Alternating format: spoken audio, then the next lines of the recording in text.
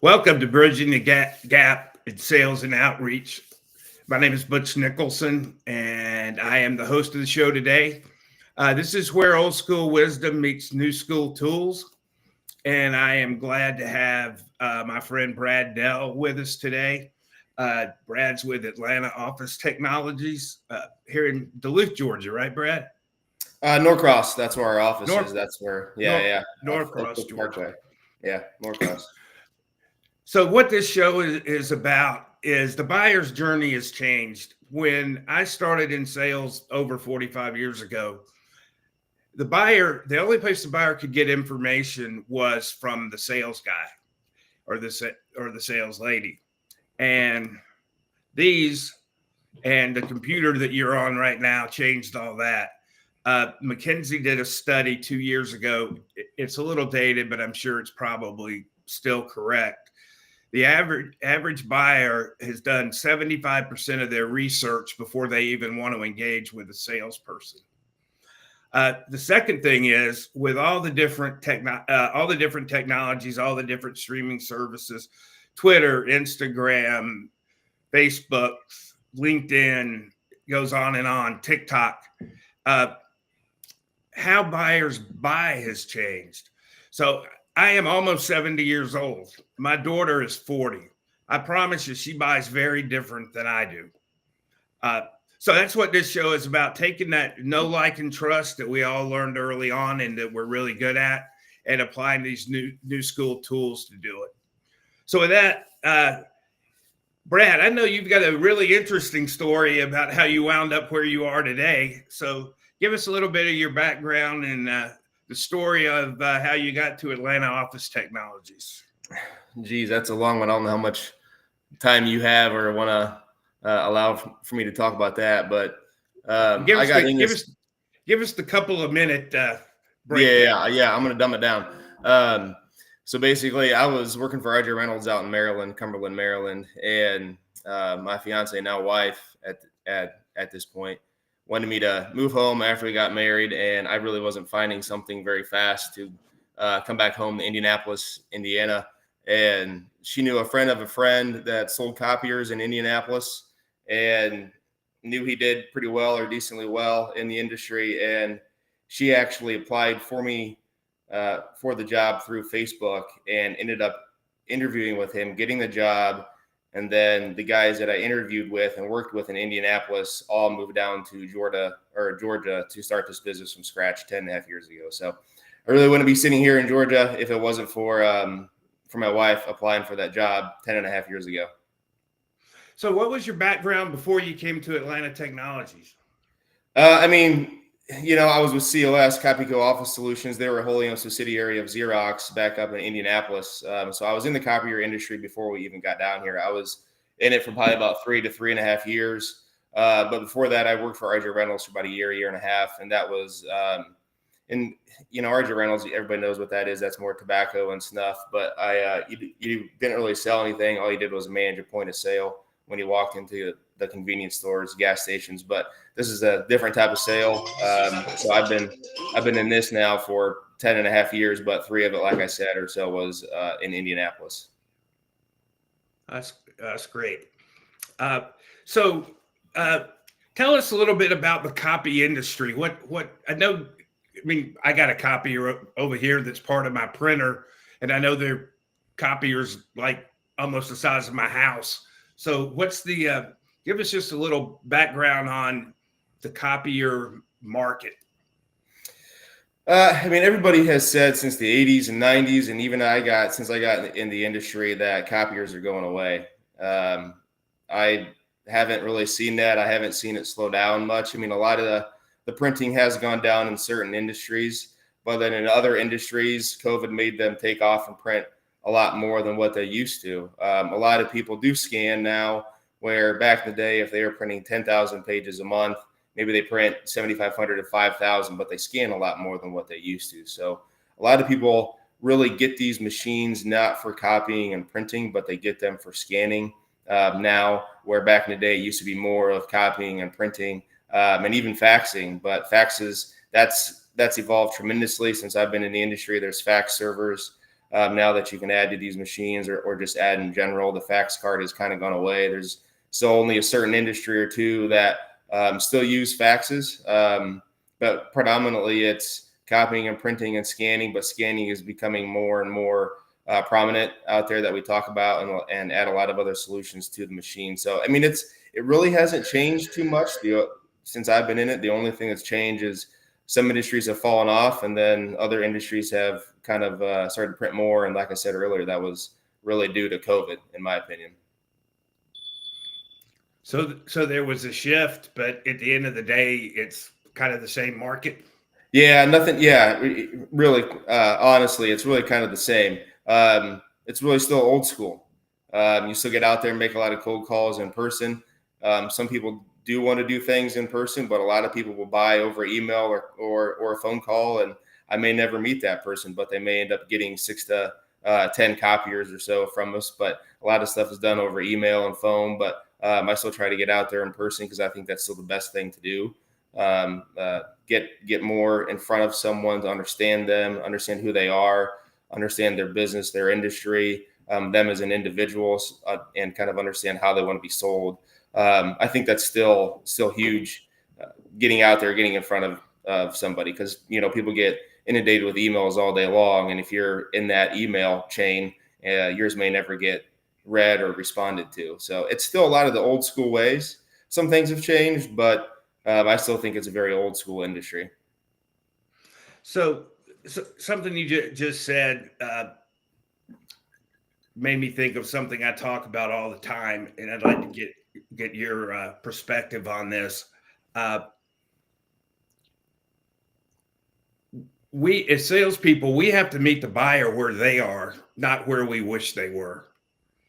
And what we have to do is figure out how the buyer is going to buy in the space that they're in. So give me your insight on that. Well, ours is really about timing more than anything. People lease these machines, and if you make a cold call and they only got it, 5 days ago, and they're on a 5-year lease, well, you got to meet them at the correct time, and that time may be 3 to 4 years into that lease. Our sales cycle can be really long, like I just said, because if you find someone in the middle of a lease, then you got to wait, years until it makes more financial sense for them to get a buyout on that contract, get a new machine, and potentially save them some money. But then a lot of the other time, you can make a cold call and somebody could be interested in what you're offering, and they have a need, and 5 days could go by and you could end up getting a sale from that. So that is something that is pretty interesting.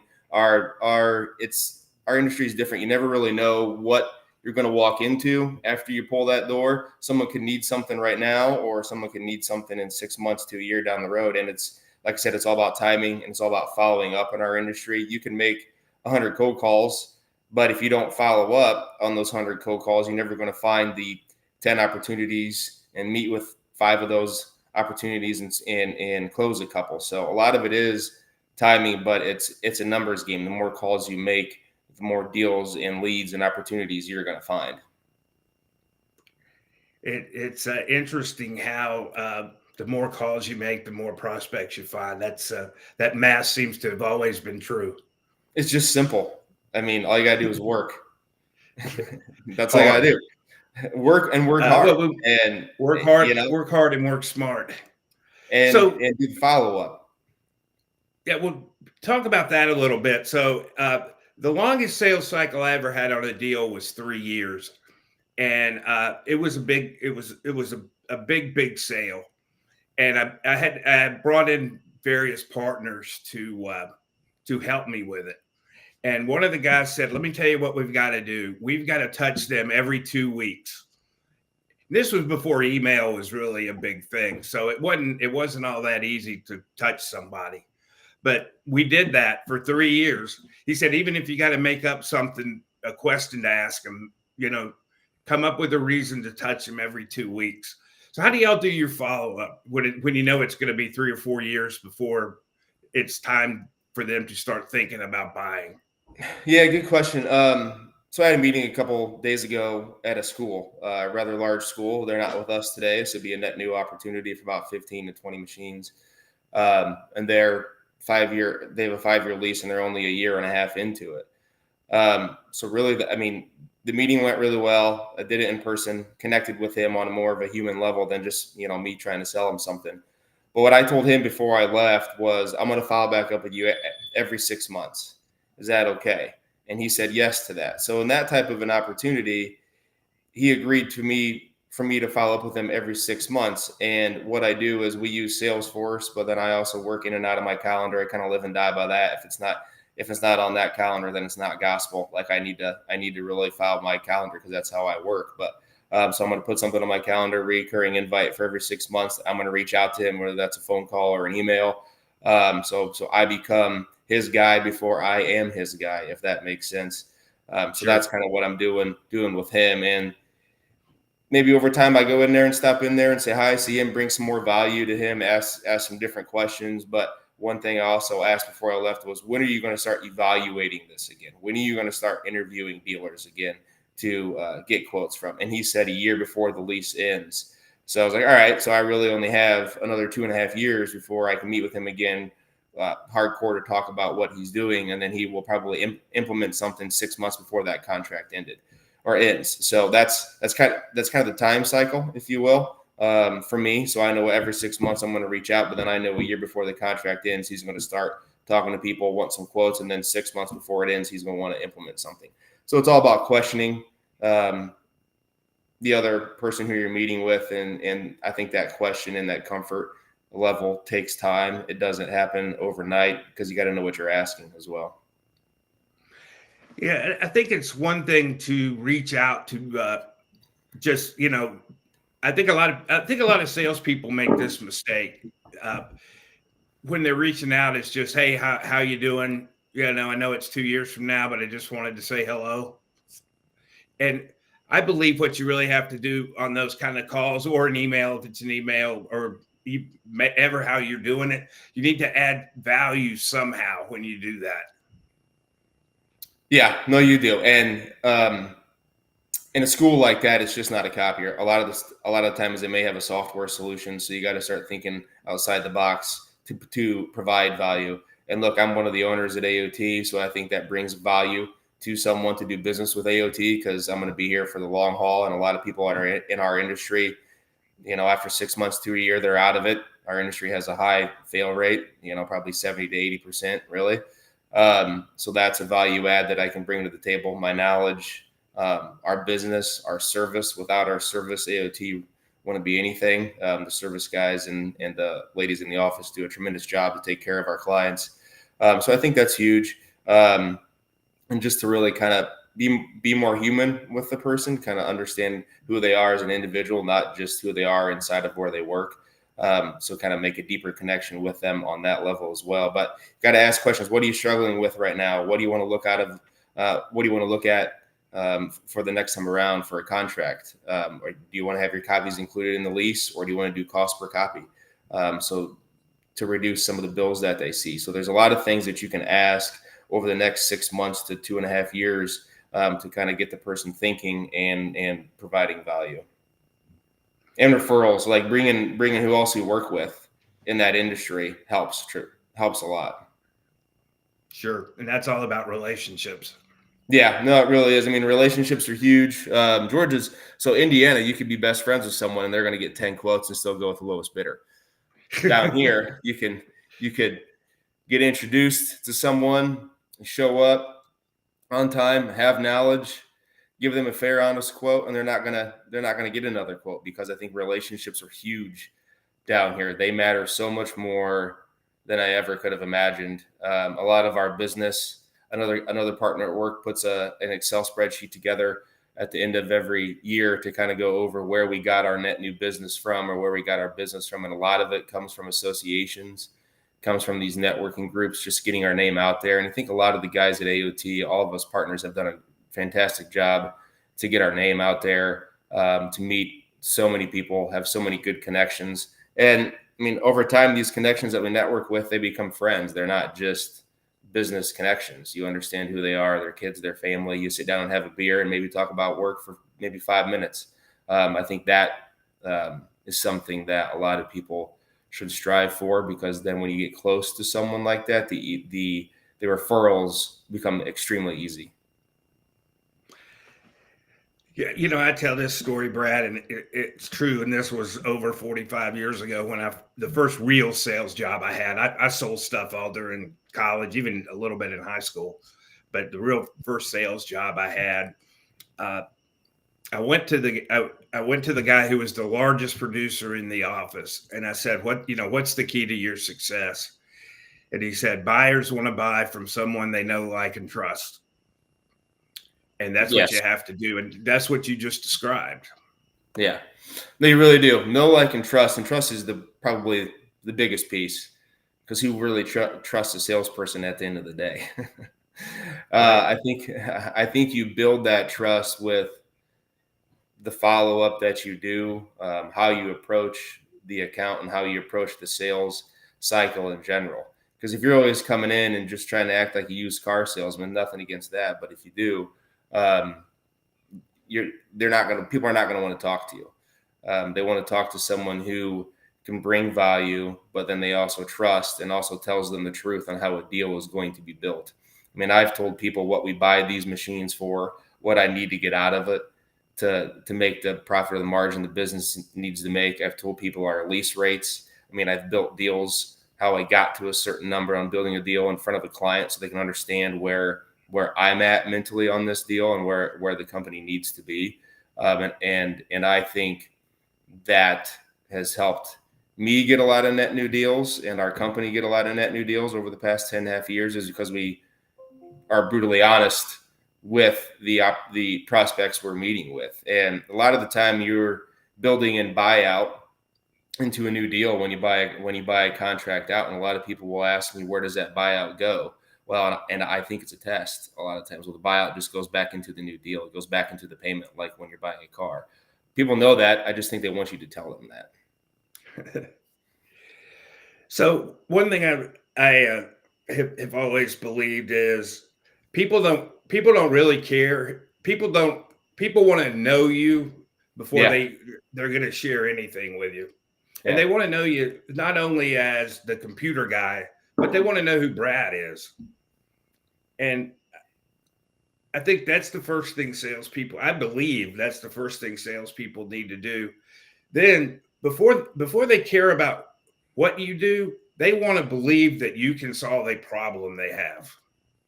Yeah. That is true. And then they care a whole lot more about the problem you're going to solve than how you're going to solve it. So how do you use that in your sales approach? I mean, that to understand what someone's problem is and what they want to get out of meeting with you or doing business with you is, I believe, all about questioning and understanding the industry and understanding what that person may need. And I think that comes with experience as well. I've been doing this for a long time. When I go into a construction company, I know what they're going to want, or I know what they're going to have, but I may not know what their certain problem is. When I walk into a school, I know what they're going to want, know what they're going to have, but I may not know what their certain problem is. So I think every account is different. You do have to ask some deeper level questions to really understand what's going on. Um, and sometimes they just want to get rid of they're working with because they think they're paying too much, or the service is bad from a sales or service standpoint. That because some of the other companies around Atlanta are getting bought, and when that happens, Big Brother comes in, and the sales management suffers. The service side suffers tremendously. So that is big. So if you just start talking, then a lot of times the other person on the other side of the table will start talking a lot more and give you the ideas or tell you how to sell them or how to sell to them.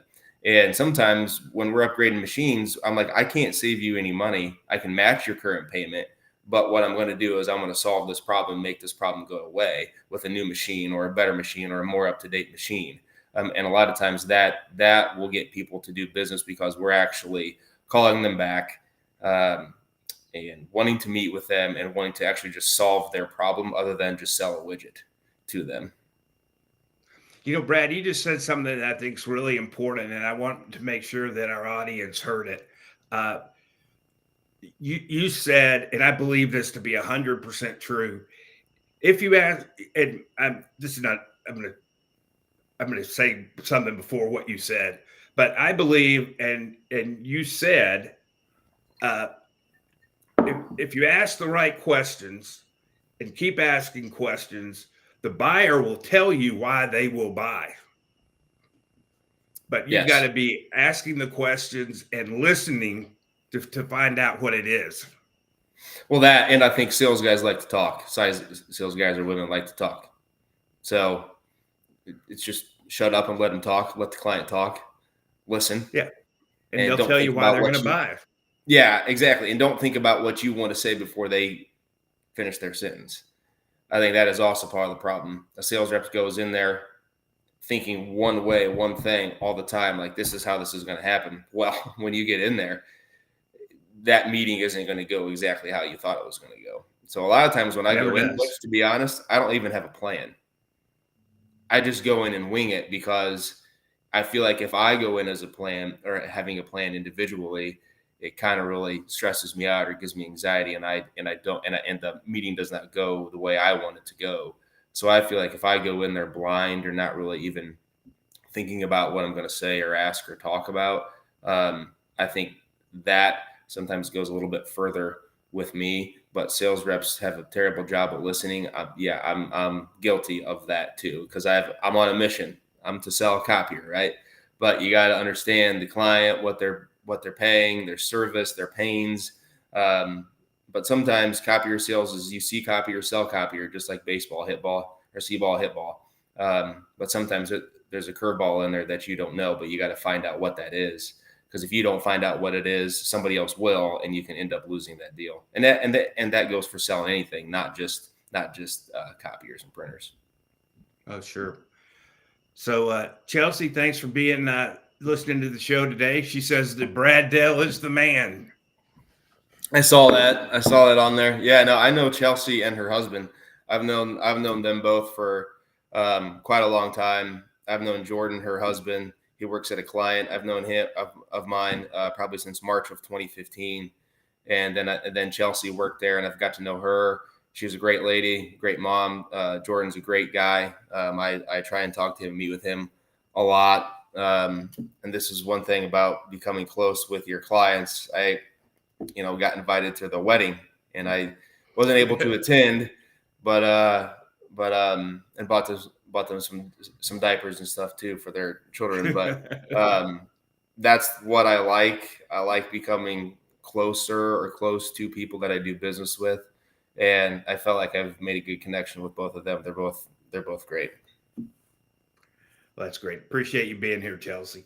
Uh, so, Brad, one of the things I know is, or I see is, you know, the easiest people to sell are the people that you've already sold. But sometimes once the sale's made, we kind of salespeople kind of forget about it until like it's time for the renewal. And one thing you said, you talked about the sales cycle and the interest cycle. Uh, well, I found that interesting. Say a little about that. About what? Sorry. You talked about there's the sales cycle and there's the interest cycle. Oh, yeah. The sales cycle and the interest cycle are completely different. But I think they go hand in hand a little bit because going back to what I said earlier, our industry is all about timing. When the time becomes appropriate, then the interest level rises. So if I walk in and someone has a 5-year lease and they're a year into it, their interest level is zero. They're going to have zero interest to talk to me.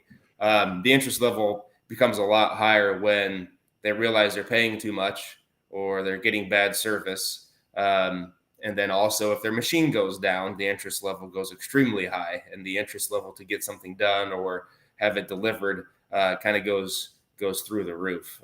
So I think those go hand in hand a little bit, but I think the interest level gets really ramped up when the problems almost get too unbearable for the client. And believe it or not, in our industry, that happens more often than not because the service side is so huge in our industry.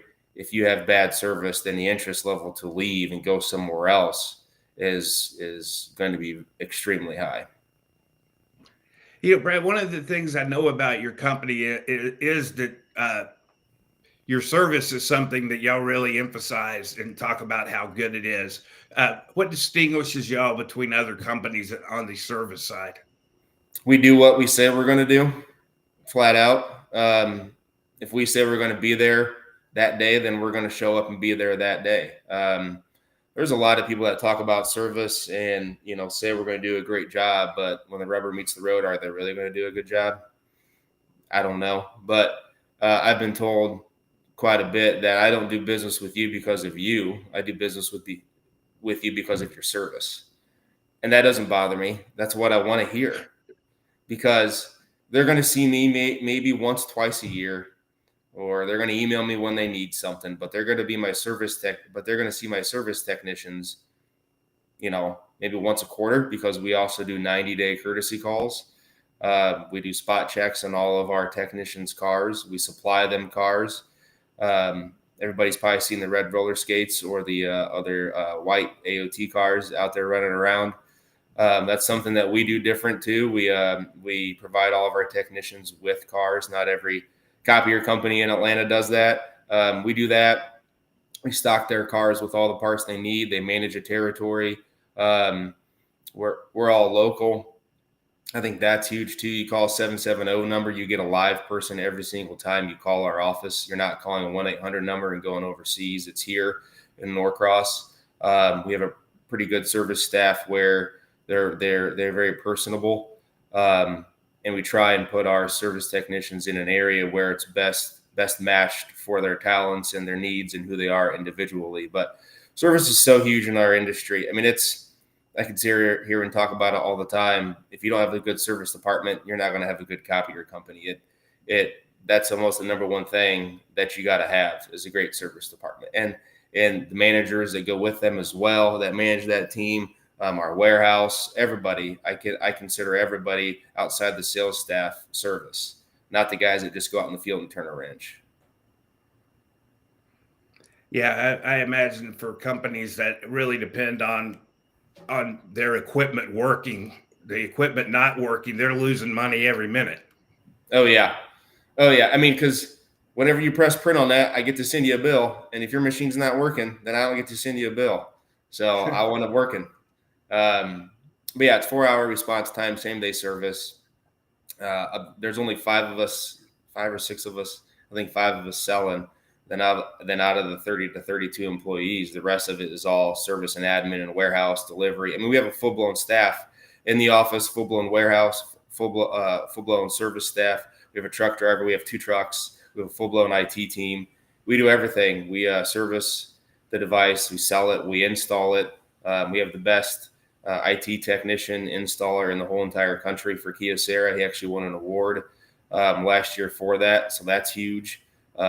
Number 1 in the country. I mean, you can't beat that. Hard to be higher than number 1. Yeah. That's great. So, Brad, in this kind of ever-changing market we're in, I don't mean this, I don't want to get into politics in any way, but, there's some really good things happening. Some people would say there's some really bad things happening. I think the bottom line is nobody really knows. And with that uncertainty, how are y'all meeting that challenge?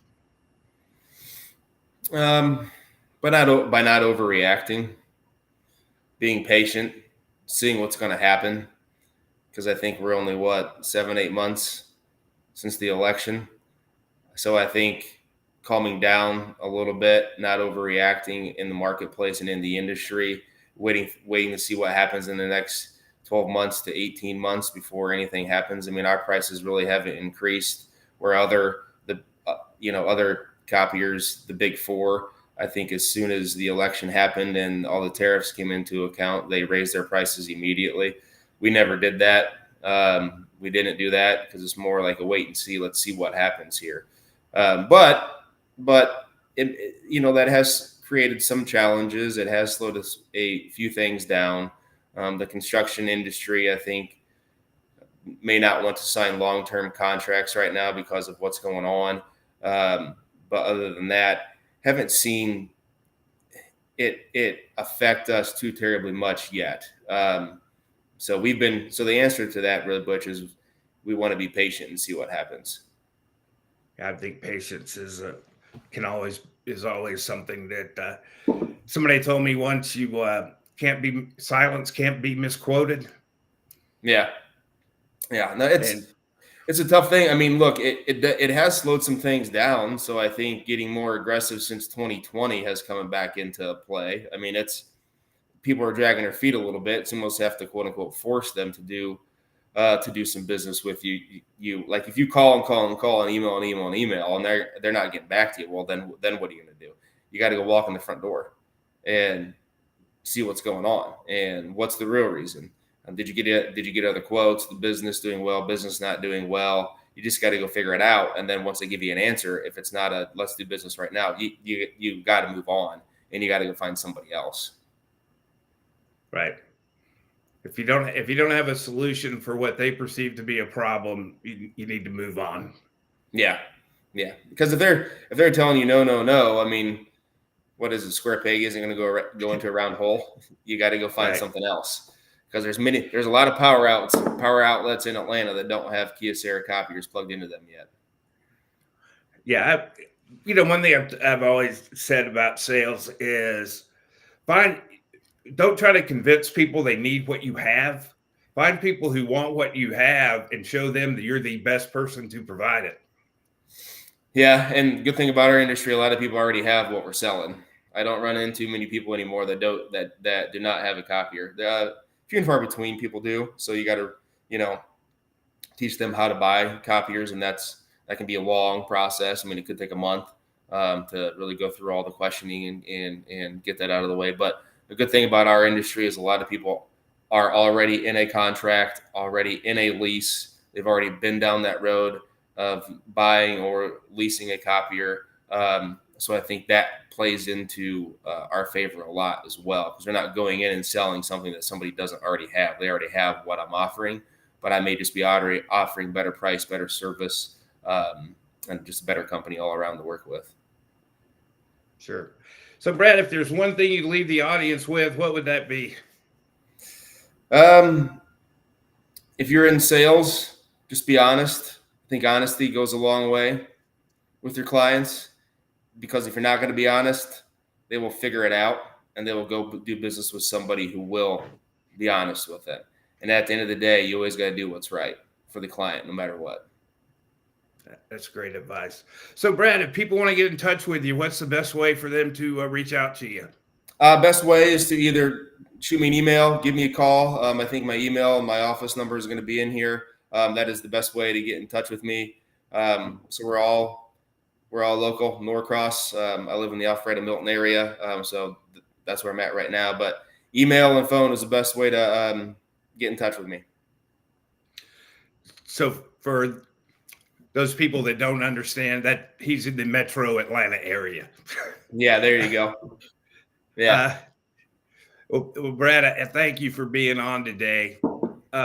One thing that I would like to leave the audience with, we're not telling you or not even suggesting that you need to start over. This is about evolving to a new market, finding buyers where they are, not where you wish they were.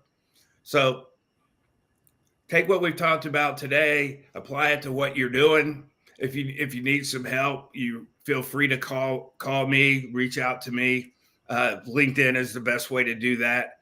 If we can't help you, we probably know somebody that can, and we'll certainly direct you in that direction. So as we wrap up today, I want to thank Fist Bump for sponsoring the show. I want to thank Brad. That was a great conversation, some great insights. And this is our 25th show. So I want to say thank you to all the people who have hung around for 25 weeks, but not many podcasts make it that long. And I'm very grateful to our audience. And we'll be back next week on Friday at 10 o'clock.